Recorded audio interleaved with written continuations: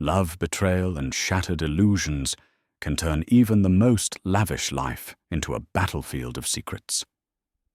This is the tumultuous story of James Harrington, a powerful millionaire whose gleaming success hid a precarious truth. While his beloved wife, Catherine, carried his unborn child, a bold, desperate mistress demanded marriage in the shadows. The stakes were high, and lives dangled in the balance. A single miscalculation threatened to unravel fortunes and reputations, as cunning lawyers, old family feuds, and unexpected allies swarmed to seize their chance. Brace yourself for a roller coaster of power, plays heartbreak and redemption in Mistress Demanded Marriage. From The Millionaire. His pregnant wife. Filed first, James Harrington was born into privilege, but not the grotesque variety that destroyed a child's character. Instead, he hailed from a lineage of discreet old money in Boston, money that had come from Harrington Industries, a family-owned steel conglomerate. After Harvard, James had taken the company's helm with a fierce determination to expand into global markets. By his early 30s, James had made the Forbes list of America's most promising young business leaders. Growing up, he was as average as any other boy in the suburbs, except that his house had 9 bedrooms and a guest cottage. His mother, the late Victoria Harrington, was known for her unwavering philanthropic efforts and calm spirit. She taught James that wealth was not a free ticket to arrogance. Instead, it was a responsibility.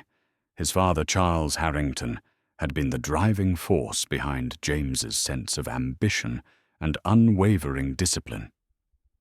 Under Charles's guidance, James learned that loyalty and family came first.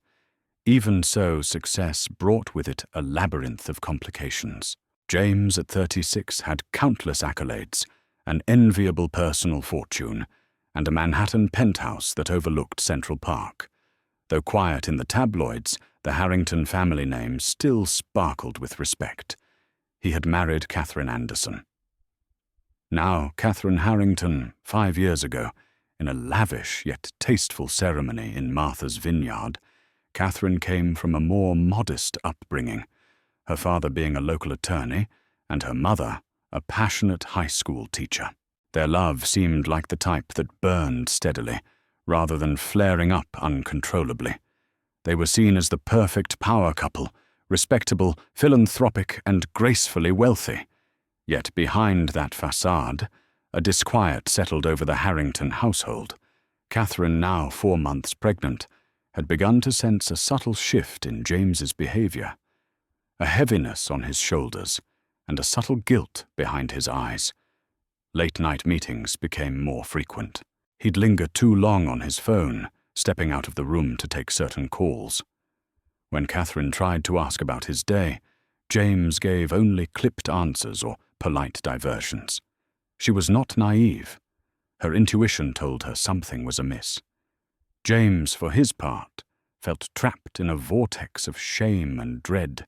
He knew logically that an affair with Eleanor Ramirez, a stunning Argentine business consultant, violated every principle hammered into his conscience. He knew betrayal would destroy Catherine, who had always stood by him, patiently encouraging him through challenging mergers, cutting corners in her own life, to support him. James also understood the weight that an affair carried when his wife was pregnant with their first child, and yet desire and temptation had proven too potent. The stage was set for an unforgettable drama, though no one quite realized just how swiftly everything would spiral into chaos. When Elena demanded James leave, Catherine marry her, and publicly commit the entire tapestry of James's carefully curated world, threatened to tear Elena Ramirez's entry into James's life, was as unexpected as a lightning bolt on a clear day. She was visiting New York from Buenos Aires on a 3-month consulting contract for Harrington Industries. Word traveled fast through the offices that Elena was a talented strategist with a flair for marketing expansions in South America. Standing at nearly 6 feet tall with dark hair flowing in glamorous waves, she carried herself with a striking confidence. Elena's professional brilliance was complemented by an almost magnetic charm. Executives revered her for innovative, borderline daring proposals, ones that James found equal parts intriguing and refreshing. After years of dealing with the same board members, the same attorneys, and the same old patterns, Elena's arrival felt like a jolt to his system. Despite her beauty and poise, Elena didn't come across as a typical corporate climber. She was direct, unafraid to speak her mind. Within weeks, James found himself looking forward to their meetings, surprised at how easily their conversations drifted from company expansions to personal anecdotes, from marketing strategies to sly flirtations. He tried to rein himself in, but the lines soon blurred. The adrenaline rush he felt working alongside Elena morphed into a deeper, more intimate closeness. They began meeting for drinks under the guise of brainstorming sessions at the Mark Hotel's bar or quiet corners of upscale lounges in Midtown. Elena, though, was no star-struck admirer. She had her own ambitions. She was raised in a household riddled by her father's gambling problems, which left the family finances in perpetual crisis. Since her teenage years, Elena had seen money as the ultimate fortress. If you had it, you could shield yourself from heartbreak, from shame, from fear. Now, in her early 30s, she was determined to secure her future. Her path crossed with James at just the right time. She found him not only irresistible but also beneficial.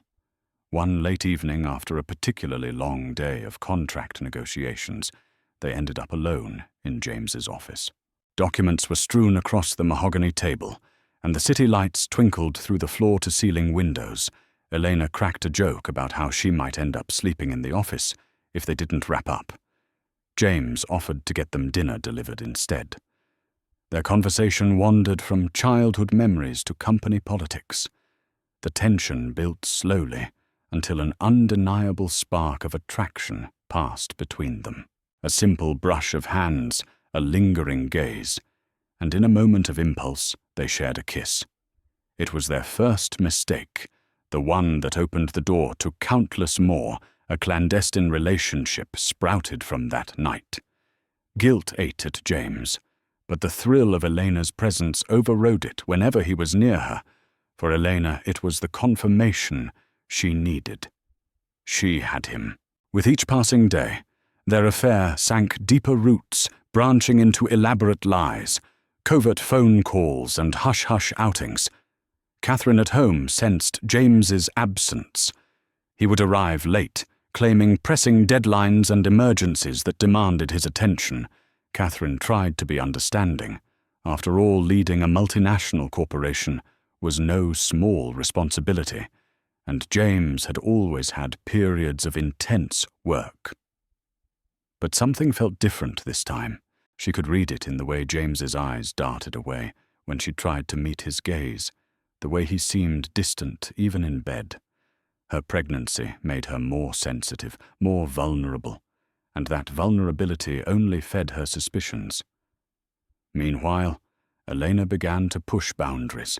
Initially content with clandestine encounters and hush-hush dinners, she soon wanted more. She wanted the promises that come with real commitment. She wanted to stand by James publicly, not merely be his well-kept secret. Her confidence soared when she overheard James on the phone with Catherine using tired excuses that even Elena recognized as flimsy. She thought, if his marriage was so easily neglected, maybe it was a sign that it was already on its way out. By the time Elena demanded that James leave Catherine, the trap was set. Her ultimatum was bold and unwavering. She wanted to be the new Mrs. Harrington. One early morning, as Catherine lay in bed, she scrolled through social media to distract herself from the wave of morning sickness. She came across a photograph posted by a mutual acquaintance, someone at Harrington Industries. In the background of the image, she spotted Elena speaking intimately to James in a corner of a conference hall. Their body language, the closeness of their heads, the slight brushing of James's hand against Elena's elbow sent a shiver down Catherine's spine. Catherine had worked hard to be a poised wife. She prided herself on not jumping to conclusions or staging baseless confrontations. But the seed of suspicion planted in her mind refused to remain dormant. She decided to investigate further quietly. A day later, she called her friend Samantha Lee, who also worked for Harrington Industries in the Public Relations Department. Samantha was known for her discretion and loyalty. During a private lunch at the Gramercy Tavern, Samantha hesitantly confirmed Catherine's worst fears. James and Elena had been spending an unusual amount of time together. Samantha had walked in on them, once in a closed conference room, noticing the tension in the air far too personal for a standard meeting. Though Samantha couldn't provide explicit proof of an affair, her tone suggested that Catherine needed to brace herself.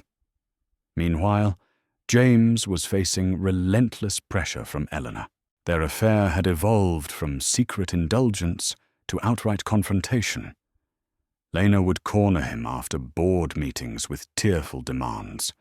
She insisted she'd given him everything: her mind, her heart, her body, her ideas that had led to some of Harrington Industries' latest successes in South American markets. All she wanted in return was the public commitment James had promised, or at least implied, during their more impassioned nights. Elena was no fool. She picked up on James's reluctance, sensed the undertow of his guilt, and the looming presence of his pregnant wife. Instead of backing down, Elena gave him an ultimatum: divorce. Catherine, or I walk away, and believe me, I'll have plenty to say on my way out. This threat caused James's stomach to knot. He knew the consequences: a scandal that would torpedo his family's reputation, possibly jeopardize business deals worth hundreds of millions. Worst of all, he felt an abiding shame about betraying Catherine and the child she carried, torn between fear and lust, responsibility and desire. James vacillated, making half-promises to Eleanor he wasn't sure he could keep. At home, Catherine found herself in a swirl of confusion. Her pregnancy made her more emotional, but it also fueled a protective instinct. She considered confronting James directly, but each time she looked into his eyes, her heart clenched. She realized that she wasn't the only one to consider now. She had to think of their unborn child's future. So she bit her tongue, waiting for the right moment, collecting scraps of information until she had concrete proof. That moment arrived one night when James stepped out onto their penthouse balcony to take a phone call. Normally he'd speak softly, almost in a whisper. But Catherine caught him sounding desperate and pleading. She quietly inched toward the glass door. Through a small gap, she made out Elena's name, heard James beg for more time. He was pleading with her not to rush into any decisions. Catherine's heart felt like it was being squeezed in a vice. She retreated to the bedroom, tears burning her eyes as the truth exploded into certainty. The betrayal was real. She understood now that James's strange behavior was not a misunderstanding or an overblown suspicion. He had a mistress, and the mistress wanted more. News of an imminent shift in Harrington Industries' board structure provided a temporary distraction in James's life. An old friend of his father, Robert Townsend, who owned a substantial percentage of the company's shares, began hinting at stepping down from his seat. The board members and shareholders were abuzz with speculation. Townsend's seat would be pivotal, and the timing of any changes in leadership would either strengthen or threaten James's grip on the company.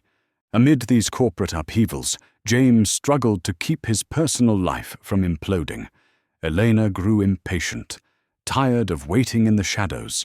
She was not content to remain a secret any longer. Her repeated demands and even subtle threats became more frequent. She knew timing was everything. If James wanted to avoid an ugly scandal, right when the board was in flux, he might be more inclined to meet her demands. Catherine, however, was playing her own hand. She quietly visited a prominent divorce attorney named Geraldine Pierce, a steely-eyed woman in her 50s with an impeccable track record of representing high-profile clients. Catherine walked into Geraldine's Park Avenue office feeling nauseous. Every step felt treacherous, as if she were betraying James simply by consulting a lawyer. But the truth was, Catherine had to protect herself, and more importantly, her child. Geraldine listened carefully, her expression revealing little emotion, as Catherine recounted her suspicions and the phone call she overheard. The attorney asked pointed, practical questions. Did Catherine have any proof of the affair? What assets were in her name? Was there a prenuptial agreement? Catherine explained that she had no concrete proof, aside from overheard phone calls and suspicious photographs. She admitted that yes, there was a prenuptial agreement, but it mostly protected James's holdings in Harrington Industries. Geraldine, speaking in that crisp, matter-of-fact voice, assured Catherine that it was possible to negotiate a favorable settlement. Even with the prenuptial infidelity, changes the conversation in court, she said, particularly if you're pregnant. Judges, especially in New York, may look more harshly upon a husband who steps out while his wife is carrying his child, and if you can show how it impacts the well-being of the mother and child, we have leverage. Catherine left the office, feeling a grim sense of empowerment. There was a plan, an option, a shield if need be. Yet she still wrestled with heartbreak. She couldn't bring herself to hate James. She remembered the gentleman who had proposed to her on the beach in Martha's Vineyard, the devoted partner who nursed her through a bad bout of pneumonia 2 years ago. How had they arrived at this dark turning point? All the while, James found himself cornered. Elena scheduled a surprise business trip to Miami, insisting that James come along to finalize negotiations with a Latin American partner. She emphasized that his presence was absolutely crucial.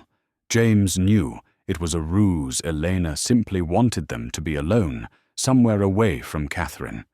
He was torn. If he didn't go, he risked Elena's wrath, which could lead to her going public about the affair. If he did go, he'd be betraying Catherine on an even larger scale.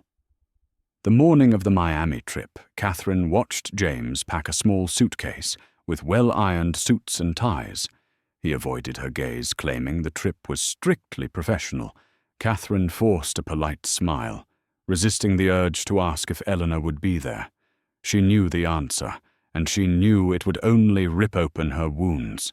Instead, she retreated to the bathroom, under the guise of feeling unwell, blaming it on morning sickness, while tears silently streaked down her cheeks.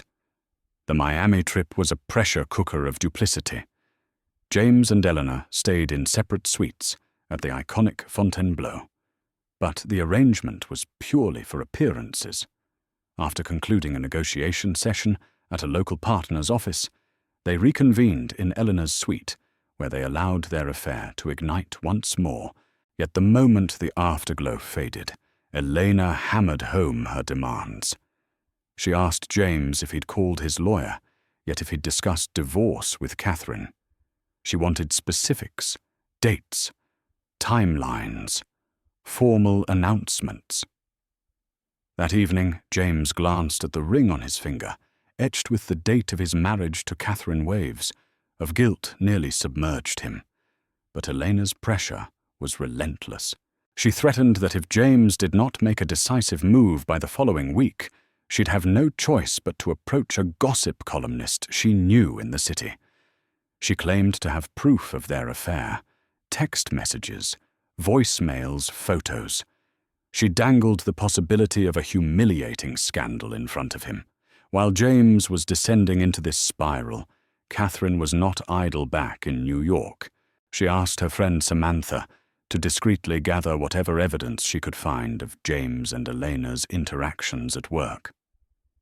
Samantha, who knew the corporate environment, quietly pulled email records that hinted at after-hours meetings between James and Elena. She also compiled photos from multiple social gatherings, each one showing the couple in a corner, conversing with an intimacy that belied standard co-worker relationships. Catherine's heart sank each time she uncovered more. She felt nauseous, not just from her pregnancy, but also from the grief of seeing tangible evidence of James's betrayal. Yet she steeled herself for what might come. If James tried to spin stories or paint Catherine as the unstable pregnant wife, imagining things, she would have proof to protect herself and her unborn child. In Miami, the final negotiation day arrived. Elena, wearing a sharp red suit that highlighted her striking features, fielded questions from the Latin American representatives. She skillfully guided the conversation, impressing everyone in the room. James felt conflicting emotions swirl inside him: admiration for her brilliance, regret at the ruinous situation he'd allowed to develop, and fear for the fallout that loomed. That night, their business concluded. Elena pressed James harder than ever. She insisted on a stroll down the glamorous boardwalk under the moonlight. Once they were alone, she pleaded and threatened in the same breath. She told him she was done waiting. He had a week, just one, to begin divorce proceedings or face her full wrath. James, exhausted and anxious, tried to reason. "I need time, Elena," he said, voice quivering. "Catherine, she's pregnant. She's expecting my child. I can't just walk away." Elena's eyes flashed. "So your wife's pregnancy means I have to keep living a lie." "What about our future, James? You told me you wanted a life with me, not just these secret encounters. If that was a lie, then I need to know. But if it's true, it's time to act." The tension escalated. James realized that Elena was not bluffing. Her eyes brimmed with tears, and behind them, a fierce determination. If he didn't give her what she wanted, she would not hesitate to burn everything down. As they argued in low, urgent voices near the ocean, the gentle hiss of the tide became the soundtrack to a chapter in James's life that threatened to destroy him. James returned from Miami late in the evening, dragging his suitcase into the foyer of the Harrington penthouse. He found Catherine seated in the living room, reading through some documents. She was calm, too. Calm for someone who was supposed to be happily awaiting her husband's return. He greeted her with a weary kiss on the cheek, which she accepted but did not reciprocate. After a tense silence, Catherine spoke. "How was Miami productive?" James nodded, swallowing hard. "Yes, the negotiations went well." Catherine studied him. Her voice took on a somber tone. "I'm glad. Now we need to talk about something." James's heart hammered against his chest. He tried to appear nonchalant, but anxiety stiffened his posture. "All right. What's on your mind?" Catherine pulled a folder from the coffee table and handed it to him. Inside were printouts of emails between him and Elena, some business-related, but with personal notes slipped in, references to late dinners, inside jokes, photos from corporate events. James's face went pale, and his hands shook as he flipped through the pages. "Catherine," he began, his voice catching. She held up a hand to stop him. "Don't insult me by pretending this is all innocent. I know. I've known for a while. I just needed the proof." James stared at the floor, shame crawling up his neck. For a moment, he was at a loss for words, his mind spinning with excuses, apologies, anything that might soften the blow. But he realized it was pointless. Catherine had him cornered. She rose from her seat, standing tall despite her pregnancy. "I deserve an explanation," she said, her voice trembling, yet resolute. "I'm carrying your child, James. We were supposed to be a family." Tears pooled in her eyes, and James felt his own throat tighten. He tried to reach out to her, but she stepped back. "Catherine, I never meant for this to happen," he stammered.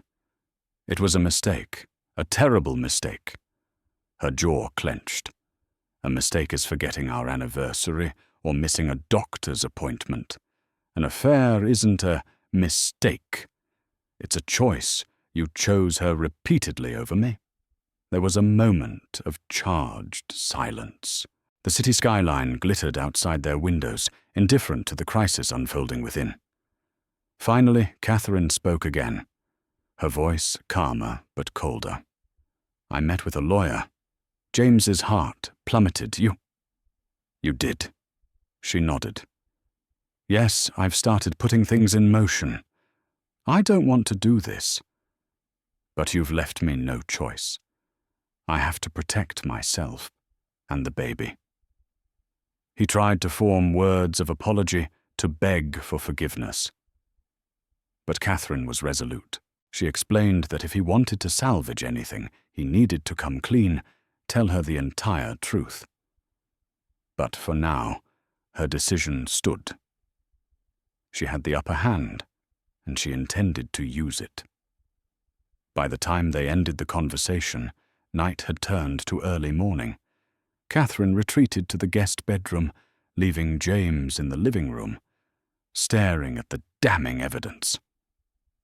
He felt too numb to speak, to cry, to do anything but exist in a fog of regret. James awoke in a fog of exhaustion, sunlight bleeding through the penthouse curtains. His body ached from sleeping upright on the living room couch, but it was nothing compared to the pressure in his chest. Catherine had gone to the guest bedroom after confronting him the night before. He hadn't slept. How could he? The folder of incriminating emails still sat on the coffee table, its presence as damning as a courtroom gavel. James rubbed his face and groaned, dreading what the day would bring. His phone buzzed repeatedly, breaking the silence. Dozens of unread messages from Eleanor. "We need to talk. You promised me this wouldn't drag on. If you think you can ghost me, think again." Then came the final one. "Meet me today. 2 p.m. that place on West 78th. If you don't show, I make my move." James stared at the screen, his jaw tightening. He knew the restaurant. She meant an upscale Italian bistro tucked away in the Upper West Side, discreet enough for illicit meetings, but posh enough to soothe Elena's ego. He showered quickly, threw on a blazer, and left without saying a word to Catherine. She didn't stop him. She didn't even look up from her chair in the sunroom, where she sat sipping peppermint tea with a blanket draped over her lap. Her silence was more devastating than any shouted curse. By 2 p.m., James was seated in a dark booth near the rear of the restaurant. Elena was already there, sunglasses perched on her head, a half-empty glass of rosé sweating on the white linen tablecloth. She didn't smile. "You kept me waiting," she said flatly. "Elena, I'm here," he replied, weary. "Yes, and about 3 weeks late." The waitress appeared to take their order, but Elena waved her off with a tight smile. The air between them was thick with tension. James noticed she looked different, sharper, angrier. Her usual elegance was still intact, but it carried a brittleness now like a porcelain doll about to crack. "You told me," she said, leaning in, "that you would leave her, that we'd go public, that you were finally going to stop sneaking around like some coward. And now she knows, and you're still hesitating. I didn't expect Catherine to find out like this," he said quietly. "I didn't have time to prepare." Elena's eyes narrowed. You had time. You just didn't have the courage. James sighed and looked away. Catherine is pregnant. Do you understand what that means? I'm not just ending a marriage. I'm breaking a family before it even begins. Don't you dare pull the fatherhood card on me. Elena snapped. You've had months to prepare for this. You had no problem betraying your marriage when you were in my bed. But now that it's inconvenient, you're suddenly a saint. I made a mistake, James said, voice trembling. A huge one, but that doesn't mean I can just bulldoze everything and start fresh with you like nothing happened. Her laugh was short and bitter. Fresh, James. You've already bulldozed everything. Your wife is filing for divorce. Your affair is hanging by a thread.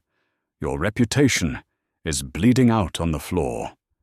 If you walk away now, you lose everything anyway. James rubbed his temples. What do you want from me?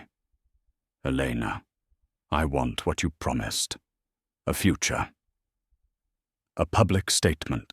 A clean break from her. I want to be treated like a partner, not your dirty little secret. He stared at her, unable to speak. The walls felt like they were closing in. Eleanor, relentless, leaned forward and said the words he'd been dreading. You have 48 hours, she hissed. Either you go public with our relationship and begin divorce proceedings in earnest, or I go to the press. I have texts, voicemails, photos, everything. The blood drained from James's face. You'd destroy me. She didn't blink, no. You destroyed yourself.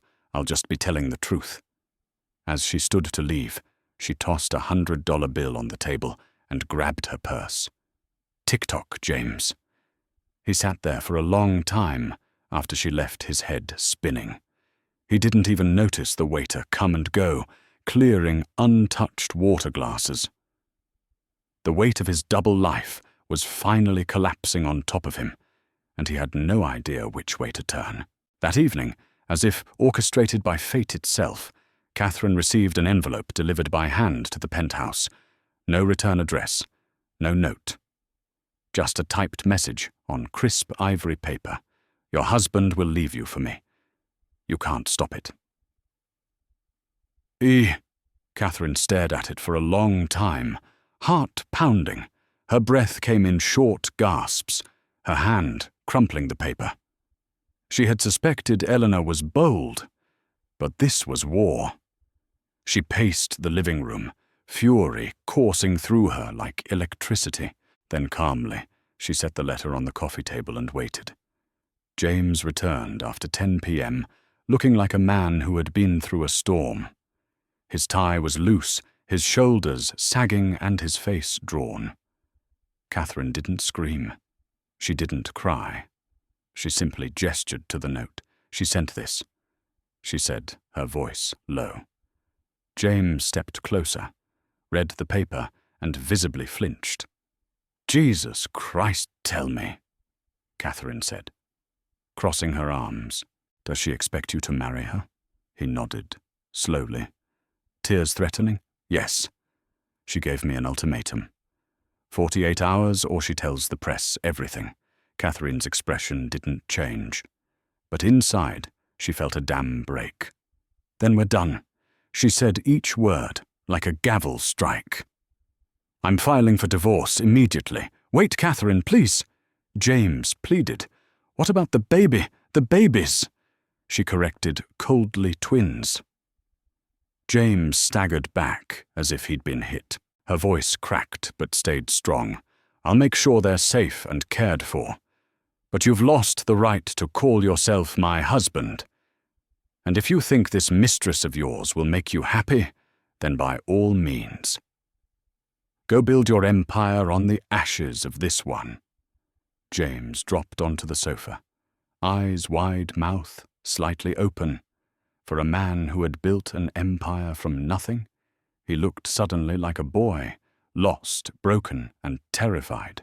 Catherine didn't wait for a response. She walked upstairs, closing the bedroom door behind her. For the first time since the nightmare began, she felt a small but fierce clarity. She had been the devoted wife, the peacemaker, the understanding partner.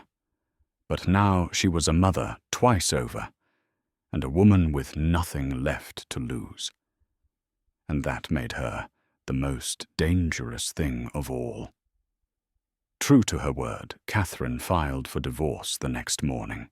The story leaked to a small local gossip blog the following day, then ballooned onto page 6 within hours. The initial headlines were cryptic: Harrington's marriage on the rocks.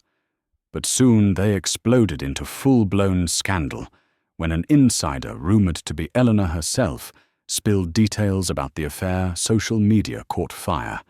Everyone from society, columnists to random strangers on Twitter, weighed in. Some sympathized with Catherine, outraged that James would cheat on his pregnant wife. Others played armchair psychologists, speculating that James had been seduced by a foreign consultant. Elena's name began circulating, and while she had no official statement yet, she fueled the gossip by posting cryptic quotes about betrayal and destiny on her Instagram stories. At Harrington Industries, tension reigned. Board members held closed-door meetings, strategizing how to handle the bad press. Robert Townsend, who was on the verge of stepping down, reconsidered his plans, fearing that a scandal this large might destabilize the company. In a tense board meeting, James faced a barrage of questions. Some worried that his personal disgrace would erode investors' confidence. Others worried about the moral implications of standing by a CEO who'd abandoned his pregnant wife. Meanwhile, Catherine, guided by Geraldine Pierce, prepared for a high-stakes divorce proceeding. The prenuptial agreement was thorough, but Geraldine found potential openings.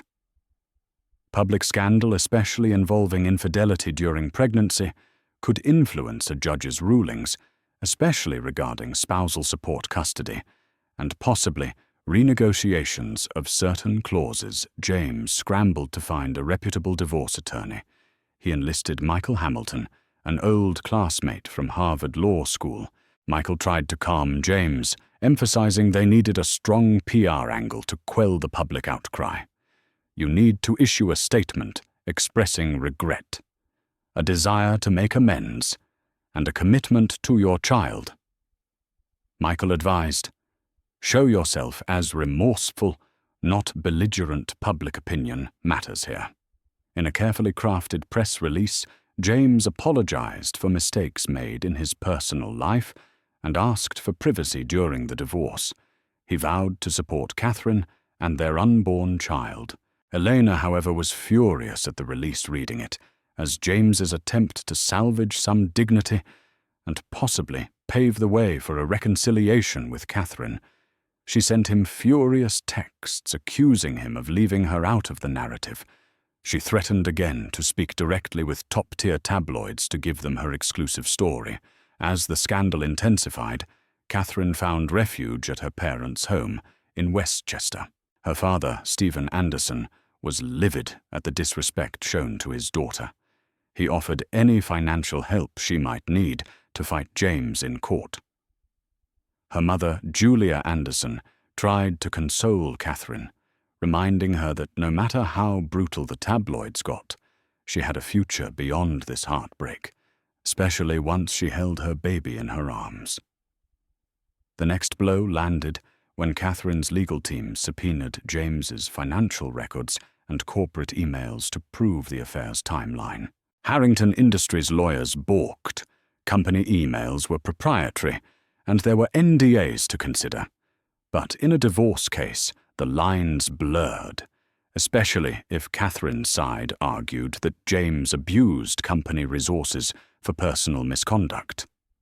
In a sudden dramatic twist, Robert Townsend floated the idea that James might need to step down as CEO either permanently or temporarily if the scandal reached too high a fever pitch.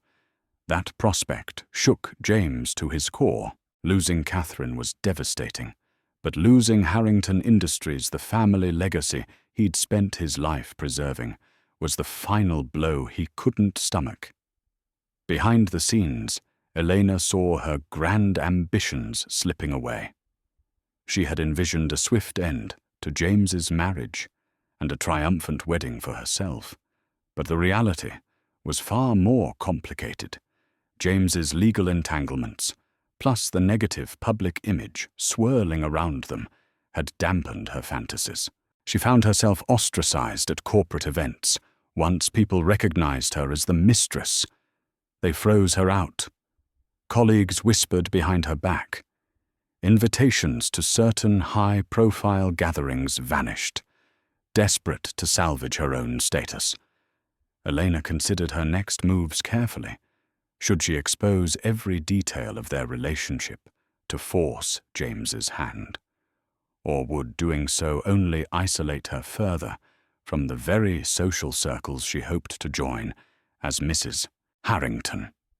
In a Hail Mary attempt, Eleanor scheduled a meeting with Robert Townsend. She dressed conservatively, pitched her professional value to the company, and argued that she had been integral to the expansion in South America. She insinuated that her relationship with James was a personal matter, and that it didn't negate her expertise. Townsend listened politely, but made no promises. He did, however, mention that the board would likely prefer if Eleanor resigned once her consulting contract ended. The negative publicity was too great a liability. Infuriated, Eleanor began drafting an explosive letter detailing James's manipulative behavior, broken promises, and intimate details of their affair. She planned to send it to the New York Times, the Wall Street Journal, maybe even the Washington Post. If James and the Harrington board wanted to erase her, she'd burn the entire facade down with the truth of how they used her brilliance, but cast her aside the moment things got complicated.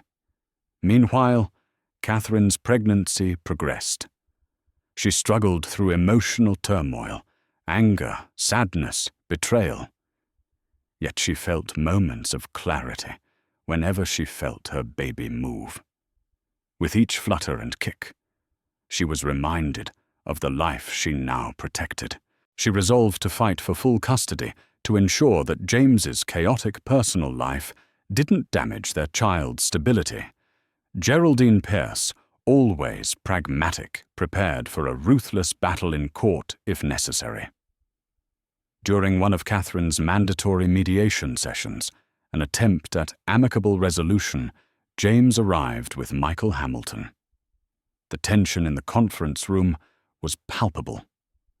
Catherine refused to look James in the eye, focusing instead on her attorney's notes. The mediator tried to keep things orderly, but it was a lost cause. James' voice, trembling, offered a significant settlement, a sizable monthly allowance, the penthouse apartment, and a trust fund for the child. Catherine refused, stating that she was not a commodity to be bought off. She demanded that James publicly distance himself from Eleanor, finalize a fair co-parenting agreement, and hand over certain Harrington Industries shares that had been earmarked for the family. James balked at the latter, aware that the board was already suspicious of him. Catherine's voice shook with controlled rage. "If you think your mistress is worth losing your legacy, keep stalling, I won't budge." James's eyes flickered with regret and frustration. He attempted to explain that it was more complicated than Catherine realized, but she'd heard enough. She ended the session abruptly, leaving James slumped in his chair, while Michael Hamilton scrambled to figure out damage control. The sterile scent of antiseptic and soft hum of fluorescent lights filled the air as Catherine sat on the edge of the examination table. Her OB-GYN Dr. Valerie Mendez tapped gently at the ultrasound machine, her brow furrowing with the kind of curiosity that made any expectant mother tense. Catherine, in her 7th month, clutched the edge of the paper-lined table, her heart thudding slightly faster than usual. "Is something wrong?" she asked, trying to keep her voice steady. Dr. Mendez glanced at the screen, then back at Catherine, her expression unreadable. "No, not wrong," she said carefully, adjusting the transducer and gliding it again across Catherine's belly. "But I do have a surprise." A moment later, the doctor smiled. "Catherine, You're having twins." The words echoed through the room like a dropped crystal vase, shocking, beautiful, and impossible to ignore.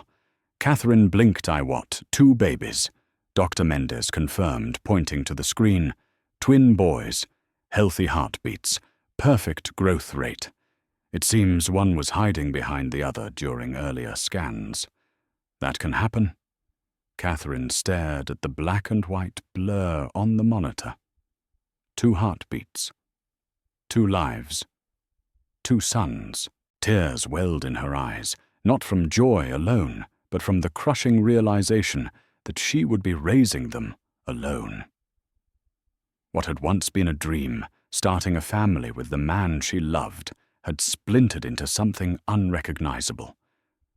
Her hands moved instinctively to cradle her belly, suddenly aware of the immense responsibility doubling before her. She barely remembered the ride home. The world outside her car window passed in a blur of grey buildings and wind-swept streets. As the news settled in her chest like a stone in water, her emotions swirled into a quiet storm.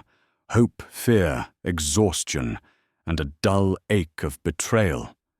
Every kick from within reminded her of what she had to protect, even if the man who helped create these lives was unraveling.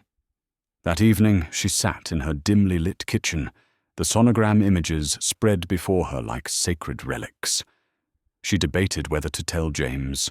Part of her wanted to shut him out completely, to shield her sons from a man whose loyalty had shattered under the weight of lust and ego.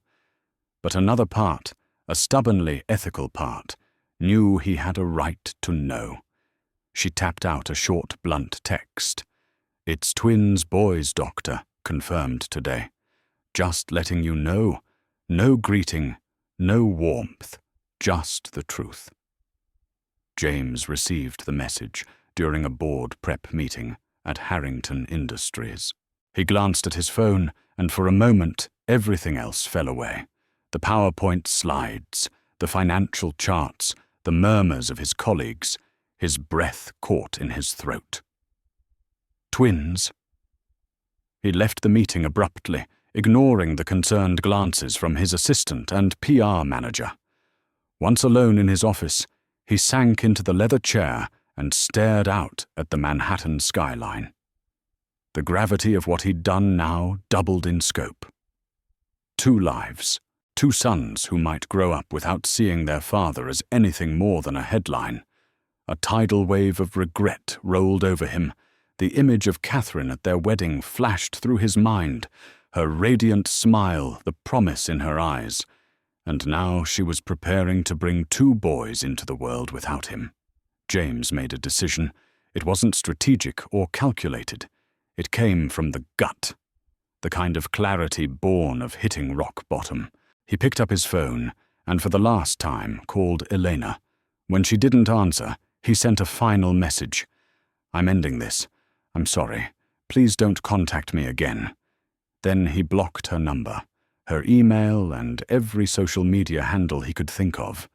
He directed his assistants to remove her from all upcoming meeting invitations and reassigned her consulting responsibilities to someone else. Elena didn't take the silence lightly. That night, James's phone was bombarded by unknown numbers, some calls, some messages, some voicemails too explicit to be mistaken for anyone but her. Her desperation leapt off the screen. Threats, pleas, accusations. By morning, he was trending on gossip blogs again. A popular entertainment site published screenshots of intimate texts between James and Elena, complete with time-stamped photos of hotel hallways, blurry kisses, and flirtatious messages laced with pet names. The leak was unmistakably coordinated and intentional. Panic erupted at Harrington Industries. The PR team scrambled to contain the damage, issuing vague statements about invasion of privacy and fabricated content.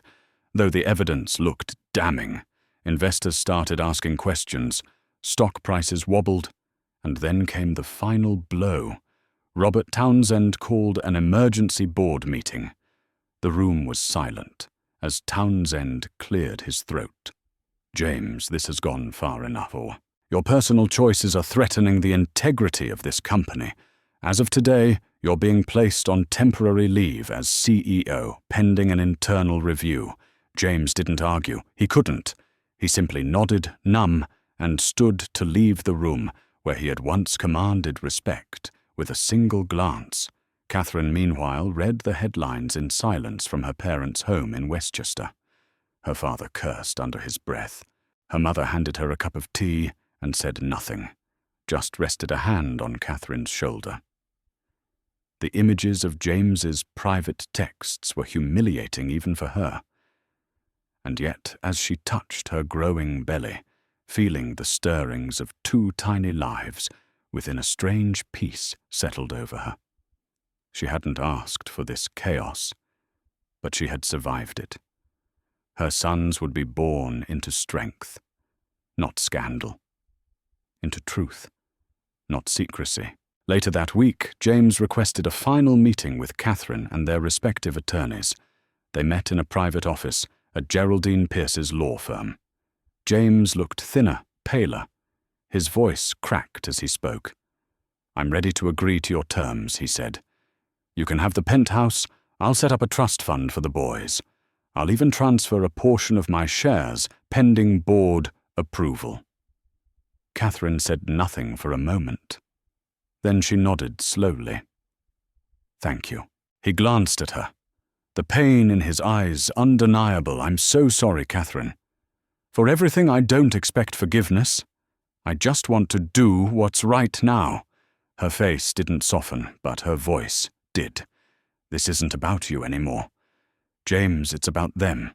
As the lawyers discussed the technicalities, Catherine kept her focus on the future. There would be no going back, but at least now she was facing forward with clarity, with control, and with two little heartbeats pushing her onward. After months of legal wrangling, depositions, and mediation sessions, the divorce settlement was finally hammered out. Catherine received generous financial support, a portion of shares in Harrington Industries, and full legal custody of the twins, with James granted visitation rights and a structured co-parenting plan. The settlement was sealed by a judge, making it official shortly after Catherine gave birth to two healthy boys, Alexander and Nicholas Harrington. She held them both in her arms at the hospital, tears mixing with a surprising sense of peace. She no longer felt overshadowed by heartbreak. She was their mother, strong and determined to give them a stable life. James visited the hospital the day after their birth. He stood by Catherine's bedside, staring at his newborn sons with awe. For a moment, the tension between them dissolved, replaced by the shared miracle of life. He gently cradled Alexander, then Nicholas, tears sliding down his cheeks. "I'm so sorry," he whispered, voice choked with regret or for everything. Catherine offered a small nod. Not quite forgiveness, but acknowledgement that they shared a bond that went beyond betrayal. "They need their father," she said softly, "even if we can't be together." James thanked her, understanding that it was the closest thing to an olive branch she could offer for now. In the weeks that followed, James remained on leave from Harrington Industries town. Gossip hinted that he might step down permanently. Others speculated he was aiming for a slow comeback. Catherine, meanwhile, focused on motherhood, aided by her parents and a small team of caretakers. She rarely responded to James's texts beyond logistical concerns about the twins' appointments, but she appreciated that he tried to be present for his sons. Elena vanished from the scene. Rumors suggested she moved back to Argentina. A cryptic social media post from her mother's account mentioned Elena was recuperating from emotional distress. Some said she planned to write a tell-all book, others that she'd turned to a quiet life away from the public eye. Regardless, her once grand dream of becoming a trophy wife to a wealthy American businessman had turned to ash months, slipped into a year. Catherine observed James's interactions with the twins, noticing genuine warmth and a desire to change. He seemed more grounded, more humble, carefully building a relationship with his sons. Catherine, while still nursing deep wounds, found her anger gradually receding. She might never fully forgive him for the betrayal, but she recognized that the father of her children was trying to do right by them now. Through the labyrinth of heartbreak, betrayal, legal warfare, and shattered illusions, each person involved had lost something and gained something else. For Catherine, she lost the fairy tale marriage she once cherished, but gained the clarity, independence, and unwavering love of her twin boys. For James, he lost his spotless reputation and nearly lost his role at Harrington Industries. But he finally understood that honesty and loyalty meant more than any quick thrill. For Elena, she lost the chance to marry into wealth and power, learning the hard way that ambition tainted by manipulation often leads to downfall. In the end, the Harrington divorce became a cautionary tale whispered about in Manhattan's upper crust.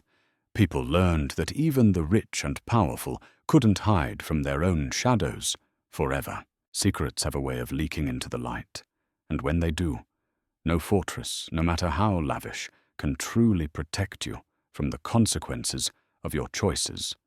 Love and betrayal can lead us down unpredictable paths.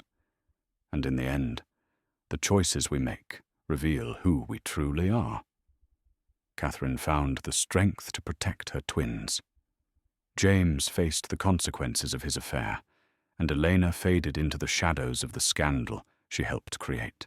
Their journey reminds us that trust is fragile, that shortcuts to power can end in heartbreak, and that redemption requires more than a simple apology.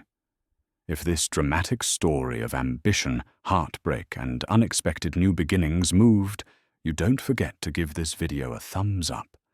Share it with friends who love a real lifestyle drama filled with twists and secrets. And most importantly, subscribe to our channel for more enthralling tales and cautionary stories. You never know whose hidden world will unravel next. Thank you for watching, and see you in our next captivating video.